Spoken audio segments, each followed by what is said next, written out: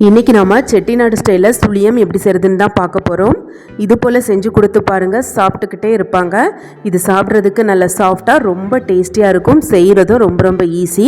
எப்படி செய்கிறதுன்னு பார்க்குறதுக்கு முன்னாடி தக்ஷிணதசி கிச்சனை சப்ஸ்கிரைப் பண்ணலைன்னா சப்ஸ்கிரைப் பண்ணிக்கோங்க.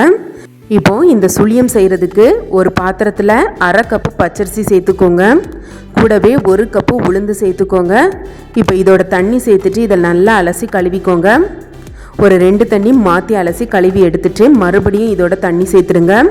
இப்போ மூடி போட்டுட்டு 1 மணி நேரம் இதை ஊற வச்சுக்கோங்க. இப்போ இன்னொரு பாத்திரத்தில் 2 கப்பு கடலைப்பருப்பு சேர்த்துக்கோங்க. இப்போது இந்த கடலைப்பருப்போட தண்ணி சேர்த்துருங்க. தண்ணி சேர்த்துட்டு மூடி போட்டுட்டு இதை ஒரு 1/2 மணி நேரம் ஊற வச்சுக்கோங்க. 1/2 மணி நேரத்துக்கு அப்புறமா பாருங்கள், கடலைப்பருப்பு நல்லா ஊறி வந்திருக்கு.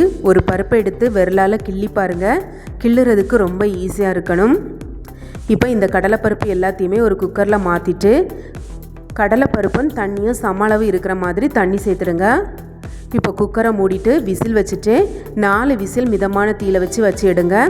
4 விசில் வந்துட்டு ப்ரெஷர் தானாக ரிலீஸ் ஆனதுக்கப்புறமா திறந்து பாருங்கள். இப்போ ஒரு கரண்டியால் எடுத்து பார்த்தீங்கன்னா முழுசாக இருந்த மாதிரி தான் இருக்கும்.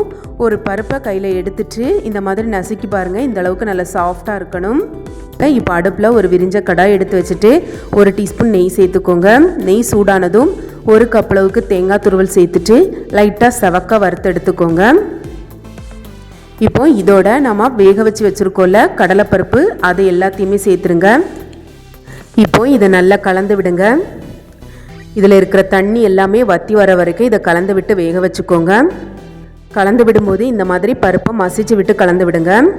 இப்போ இதோட 1 கப் அளவுக்கு நாட்டு சர்க்கரை சேர்த்துக்கோங்க. நாட்டு சர்க்கரை இல்லாதவங்க 1 கப் அளவுக்கு சர்க்கரையாக பொடியாக இடிச்சிட்டு அதோட தண்ணி சேர்த்து கலந்துட்டு வடிகட்டி சேர்த்துக்கோங்க.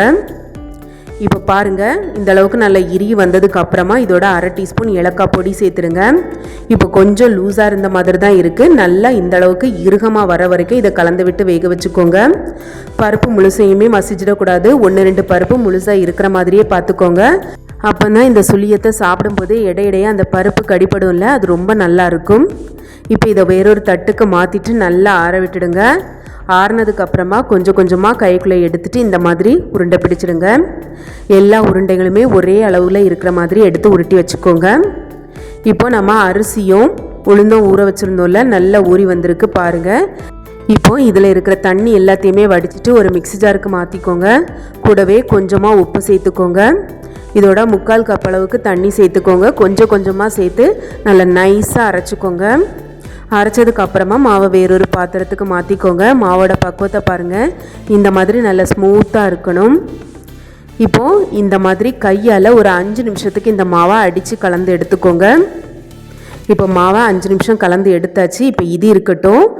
இப்போது அடுப்பில் ஒரு கடாய் எடுத்து வச்சுட்டு தேவைக்கு எண்ணெய் சேர்த்துக்கோங்க. எண்ணெய் சேர்த்துட்டு மிதமான தீயில வச்சுட்டு எண்ணெயை நல்லா சூடு பண்ணிக்கோங்க. எண்ணெய் சூடானதுக்கு அப்புறமா நம்ம அரைச்சி வச்சுருக்க மாவோட உருட்டி வச்சுருக்க உருண்டைகளை இந்த மாதிரி ஒன்றொன்னா சேர்த்து முக்கி எடுத்துக்கோங்க. எல்லா ஓரங்கள்லேயும் மாவு படுற மாதிரி முக்கி எடுத்துட்டு கடைசியாக இருக்கிற மாவை இந்த மாதிரி பாத்திரத்தில் தடவி விட்டுடுங்க. இப்போ ஒன்றொன்னா இந்த மாதிரி மாவில் முக்கிட்டு எண்ணெய்க்குள்ளே சேர்த்துடுங்க. எண்ணெய் வந்துட்டு மிதமான சூடில் தான் இருக்கணும். கையால் எடுத்து போடுறதுக்கு கஷ்டமாக இருக்கும்னு நினச்சிங்கன்னா இந்த மாதிரி கரண்டியால் கூட மாவில் முக்கி எடுத்துக்கலாம். பாருங்கள், நான் செய்கிறது போலவே இப்படி எடுத்து போட்டிங்கன்னா கையில் எண்ணெய் தெரிச்சிடும் அப்படிங்கிற பயம் இருக்காது. கையில் அதிகமாக சூடு பிடிக்காமலும் இருக்கும். ரொம்ப ரொம்ப சுலபமாக பிகினர்ஸ் கூட செஞ்சிடலாம். இப்போ இதை மிதமான தீயில வச்சே பொரிச்சு எடுங்க. கொஞ்ச நேரம் லைட்டாக பொரிஞ்சதுக்கு அப்புறமா திருப்பி போடுங்க. ஒன்றோட ஒன்றா ஒட்டி இருந்துச்சுன்னா கரண்டியால் தனியாக எடுத்து விட்டுடுங்க. அந்த சலசலப்பெல்லாம் அடங்கிட்டு கொஞ்சம் ஓரங்கள் மொறுமொறுப்பாக வந்த மாதிரி இருக்கும். இந்த மாதிரி லைட்டாக செவந்ததுக்கு அப்புறமா எல்லாத்தையுமே எண்ணெயிலேருந்து வெளியில் எடுத்துருங்க. எண்ணெயிலேருந்து எடுத்துட்டு கொஞ்ச நேரம் அப்படியே தூக்கிப்பிடுங்க. அதில் இருக்கிற எக்ஸ்ட்ரா எண்ணெய் எல்லாமே வடிஞ்சதுக்கு அப்புறமா வேறொரு பிளேட்டுக்கு மாற்றிடுங்க. இது போலவே மீதி இருக்கிற உருண்டைகளையும் மாவில் முக்கிட்டு எண்ணெய்க்குள்ளே சேர்த்து பொரிச்சு எடுங்க.